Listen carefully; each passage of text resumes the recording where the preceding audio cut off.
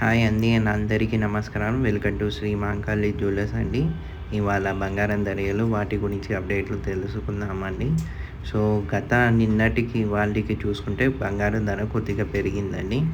So 24 క్యారెట్ల 10 గ్రాముల బంగారం 64,050 రూపాయలు ఉందండి. సో తులానికి 64,050 అంటే నిన్నటికి ఇవాళకి 500 రూపాయలు 10 తులాలకి పెరిగిందండి. సో దాని ధర అయితే నిన్నటికి ఇవాళకి పెరిగింది. 22 10 గ్రాముల బంగారం వచ్చేసి 22 క్యారెట్ల 10 గ్రాముల బంగారం 60,850 రూపాయలు ఉందండి.